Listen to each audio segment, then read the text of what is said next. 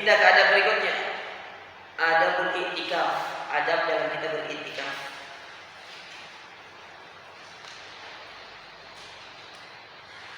Apa yang dimaksud dengan i'tikaf? I'tikaf itu secara bahasa artinya berdiam diri.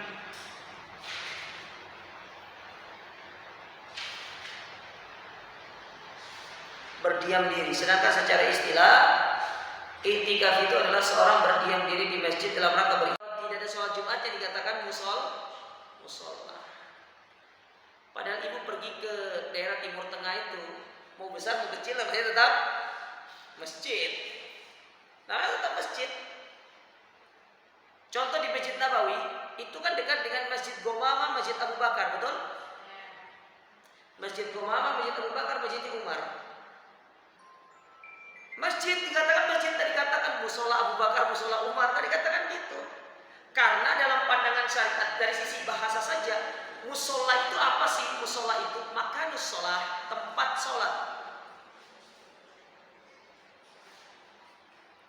Makanya dalam hadis yang diriwayatkan dari sahabat Abdullah bin Umar kalau nggak salah, Nabi bersabda, waju'ilat al-ardu masjidan atau musollan.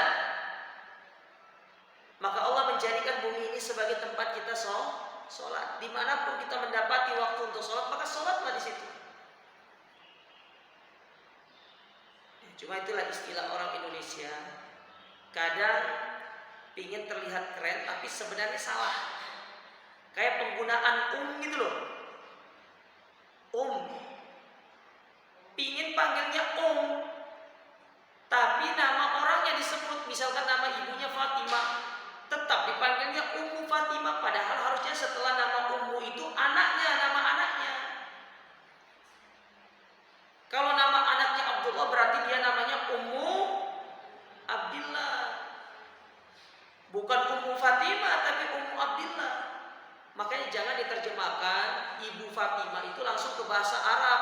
Ibu Ummun Fatimah, ya udah Ibu Fatimah berarti. Nah ini ketahuan dah ikut belajar bahasa Arab. Nah ibu-ibu belajar bahasa Arab, Bu, biar tidak salah penggunaan istilah itu. Baik. Jadi i'tikaf itu di masjid. Dan tidak sah seorang itu i'tikaf di rumah, tapi di masjid. Ya. Sebagaimana Allah berfirman dalam Al-Quran, dalam surat Al-Baqarah, apa kata Allah? Wala tubashiruhunna wa antum akifuna fil masajid. Dan janganlah kalian itu mencampuri istri-istri kalian sementara kalian itu sedang i'tikaf di mana? Di masjid. Sedang i'tikaf di masjid. Jadi i'tikaf itu di masjid.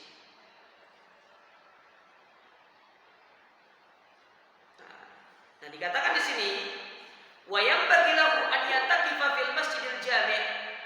Seyogyanya kita itu i'tikaf di masjid jami' hatta sehingga la yatarru ilal khuruji min masjidihi li sholatil jumu'ah, supaya kita ini tidak capek, tidak lelah untuk keluar melakukan sholat Jumat. Karena kan ada kewajiban kita untuk sholat Jumat. Ya. Tidak ada kewajiban kita, karena kita ada kewajiban kita untuk sholat Jumat. Nah kalau bisa, hendaklah mencari masjid yang memang i'tikafnya itu ada sholat Jumat. Ya, sekarang banyak ya. Muhajirin kalau Ramadan ada ini i'tikafnya? Enggak ada? Ada. Ya.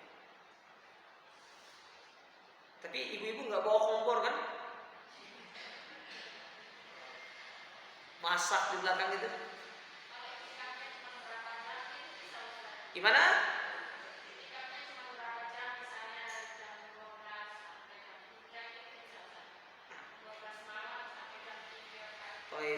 Itu yang saya mau jelaskan nanti di akhir sebenarnya itu. Sabar dulu ya. Saya selesaikan dulu karena itu ada orang yang pengen i'tikaf tapi dia terbentur dengan pekerjaannya. Nah, ini saya jelaskan nanti di akhir. Kita selesaikan dulu adabnya nih. Yang keberapa berarti? Sekarang yang keempat. Yang keempat, al-i'tikafu dakhilu khaba'in aw qubbatin fil masjid. Seorang itu boleh i'tikaf di dalam tenda atau semacam kubah di dalam masjid. Misalkan ini masjid ya, dia bawa tenda dalam itu boleh. Tapi buat apa bawa tenda juga? Ya cukup dia bawa sleeping bag aja sudah cukup untuk tidur. Tidak perlu pakai tenda. Tapi kalau ditanya boleh atau tidak, boleh. Ya diperbolehkan. Atau misalkan dia itu tidak tidur di dalam masjidnya, tapi tidur di halamannya, pakai tenda, boleh kalau itu, nggak ada masalah. Diperbolehkan. Kadang kan ada orang itu ya tempatnya itu tidak cukup, tidak memadai, maka dia memilih untuk camping di halamannya, maka itu tidak ada masalah. Tapi ingat ya, masuk ke dalam area halaman masjid, bukan di luarnya. Kayak misalkan muhajirin di luar sana di jalan ya, enggak masuk. Ya di halaman masjidnya. Maka itu diperbolehkan. Ya itu diperbolehkan. Apa?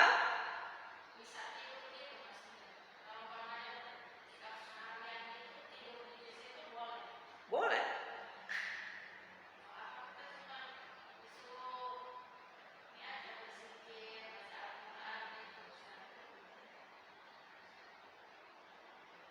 Ya memang kita disuruh untuk memperbanyaknya di dalam masjid. Artinya kalau kita tidurnya di situ, nanti ibadahnya di dalam masjid. Nanti setelah ibadah balik ke tenda lagi. Paham maksud saya?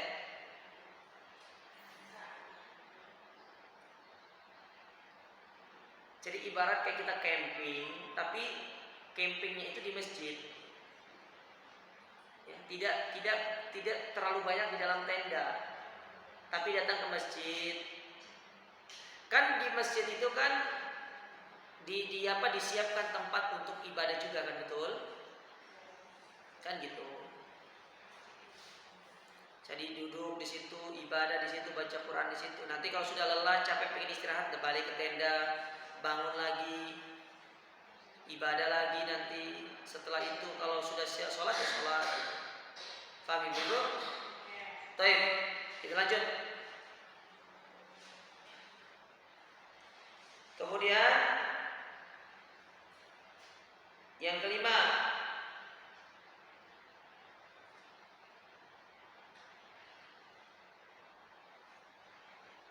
yaitu dukhulul khaba' ba'dal fajr. Hendaklah dia memasuki tenda setelah sholat fajar. Ya apa maksudnya? Yaitu seseorang yang beriktikaf memasuki tendanya setelah sholat fajar pada awal 10 hari terakhir di bulan Ramadan. Ya, berarti awal mula kita mulai iktikaf itu Bu, yaitu selesai sholat subuh. Selesai sholat subuh. Itu awal mulanya. Ya, itu awal mula kita iktikaf.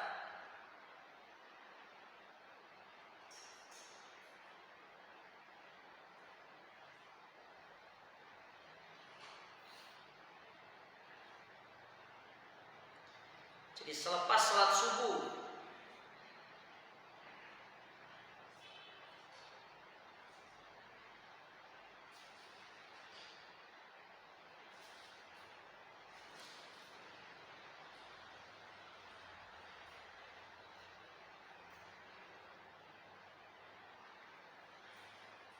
Itu kita mulai masuk. Nah, keluarnya kapan? Keluarnya itu selepas sholat maghrib pada tanggal berapa? Berapa? Kok 13? 29. Ya, tanggal 29. Jadi tidak perlu malam ke-30-nya itu tidak perlu. Ya, selepas maghrib.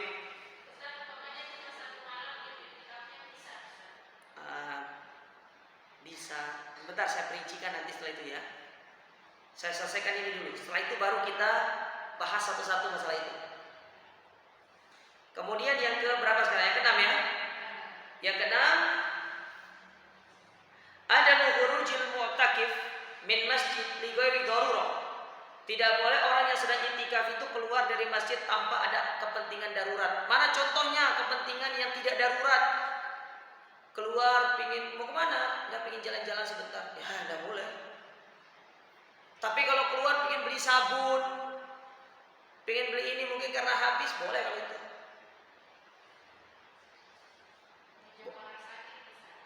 Hah? Jenguk orang sakit. Yang sakit siapa dulu? Kalau dia itu pingin jenguk orang sakit, nah nanti akan saya ajarkan caranya. Gimana cara keluarnya itu? Paham ya? Intinya selain yang darurat itu tuh tidak boleh keluar dengan sembarangan. Ngapain keluar? Itu saya pergi cari makan depan, kayaknya ada nasi enak depan itu. Akhirnya pergi i'tikaf untuk kuliner. Yang ketujuh, ada mubasyaratin nisa au ityanihinna. Tidak boleh mendatangi istri untuk melakukan hubungan suami istri, nggak boleh. Ya tidak diperbolehkan. Makanya harus pisah antara istri dan suami ketika i'tikaf itu. Ya, karena bahaya, menjadikan lupa ibadah nanti. Baik, kemudian yang terakhir, yang ke-8. Al-ijtihad fil ibadah wa adamu tadyi'il waqt. Bersungguh-sungguh dalam beribadah dan jangan sampai menyia-nyiakan waktu, jangan buang-buang waktu. Kita i'tikaf itu dengan tujuan untuk mengingat Allah. Tujuan kita i'tikaf itu untuk beribadah kepada Allah. Bukan sampai sana malah kita bercerita, ngobrol tidak jelas segala macam. Nah, itu yang dihindari. Baik, sekarang kita masuk ke pembahasan tadi. Nah, kita mulai dari gini. Ustadz, saya itu mau i'tikaf tapi saya ada tanggungan pekerjaan. Gimana caranya? Caranya Ibu, kalau ada orang i'tikaf itu, maka dia itu masuk dari malam harinya. Dari selesai dia apa? Pekerjaannya. Misalkan dia kerja dari jam 8 atau jam 9 sampai jam 4 sore. Kapan dia berniat untuk i'tikaf? Mulai dari habis maghrib sampai subuh. Jadi subuh itu dia keluar lagi, nanti i'tikafnya dibatalkan. Paham maksud saya? Jadi dia berniat i'tikafnya itu nanti selepas pulang kerja. Taruhlah habis maghrib. Dia niat i'tikaf sampai ke waktu subuh. Nanti ba'da subuh dia keluar lagi untuk bekerja. Kalau perihal orang menjenguk orang sakit tadi, itu bagian daripada darurat, apalagi itu orang tua. Maka dia itu membatalkan i'tikafnya untuk menjenguk orang tua. Nanti kalau sudah selesai menjenguk, dia masuk lagi untuk melanjutkan i'tikafnya. Paham sampai di sini, Ibu? Nah, itu maksudnya.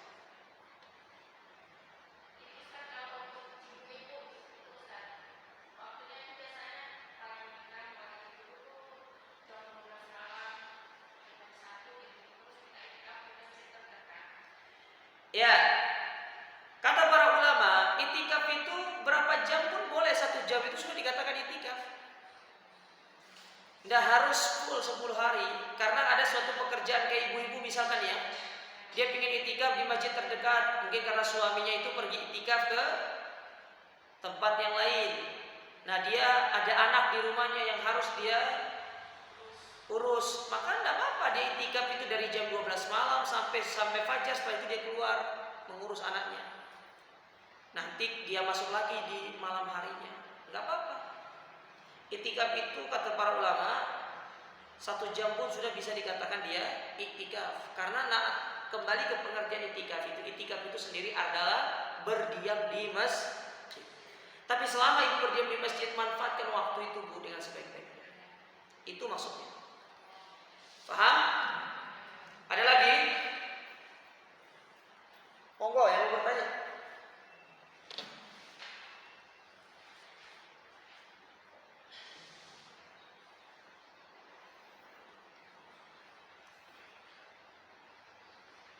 Nggak ada pertanyaan?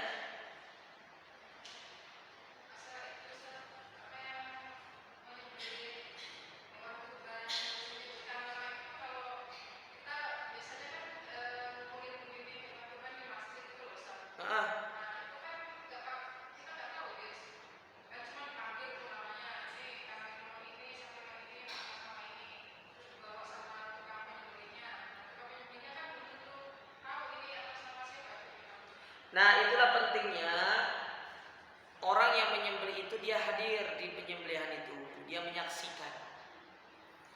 Kasih tahu Pak Jagal, itu punya saya loh ya, bukan punya kamu. Sebut nama saya. Ya, sebut nama saya. Dan panitia mengajarkan kepada tukang jagalnya itu supaya dia ketika menyembelih bismillah, Allahu Akbar, Allahumma taqabbal min fulan wa ahlihi.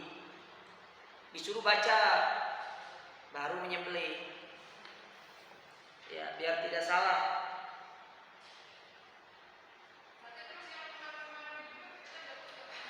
Kita husnudon saja, Bu.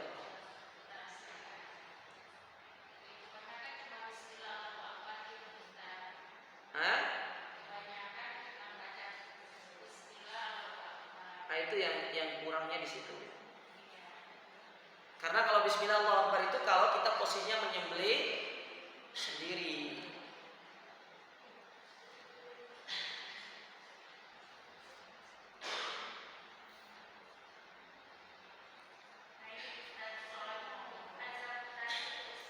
Apa?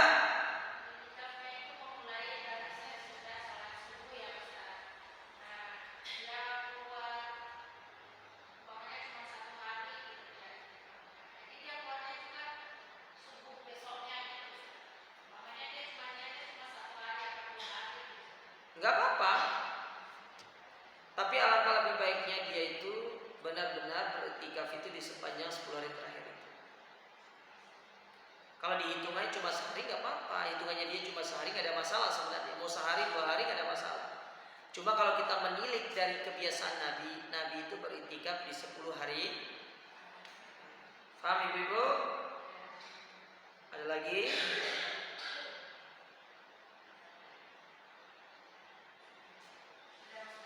Cukup? Yakin? Dan nawar?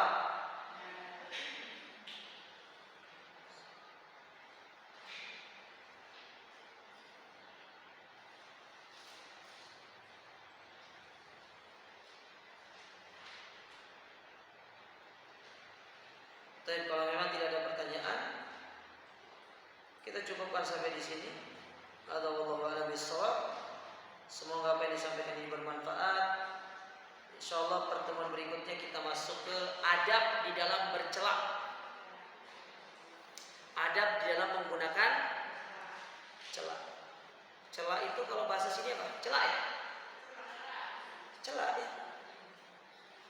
Insyaallah di pertemuan berikutnya. Wallahu a'lam bishawab. Wassalamualaikum warahmatullahi wabarakatuh.